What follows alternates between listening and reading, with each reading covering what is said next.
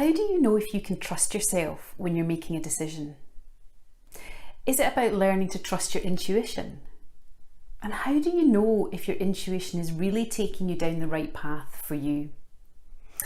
I've begun to see that this isn't really about learning to trust yourself. It's not even really about learning to trust your intuition. It's actually about learning to trust the part of life that is bigger than you, bigger than me, bigger than any of us.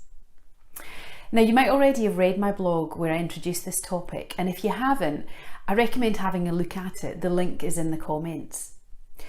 But in essence, what I've discovered, or what I'm discovering, is that effective, powerful, wise decision making sits in the space where we let go of needing to know with our head and we open up to knowing through our heart, our wisdom, our inner being, whatever you choose to call it. Now, there's some simple steps to this practice, and it is a practice. It doesn't necessarily come naturally and easily to many of us. But the first step is to slow down. So when we're going fast, we're in autopilot. We rarely can see anything different to what we are already doing and what we've already done before. So slowing down and then getting more in tune, in connection with the body. So feeling more grounded. And the simplest way to do that is to feel your feet on the ground and then notice the breath in the body. So that starts to turn the attention inwards and also turn the attention from in the head further down into the body. Then it's about asking yourself the question, if I really knew what was the right thing to do here, what would I choose? So if I knew what was the right thing to do here, what would I choose?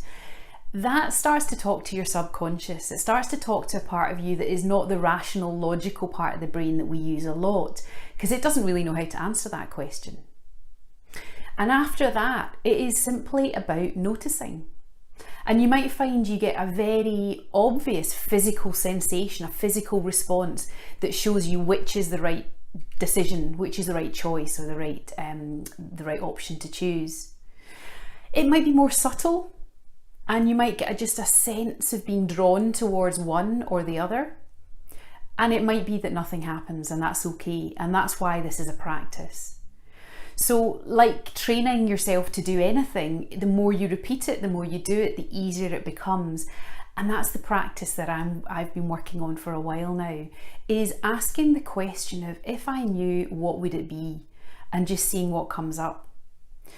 So have a go at this and be open-minded about it. But really what it is about being open and willing to the fact that there's an infinite intelligence out there.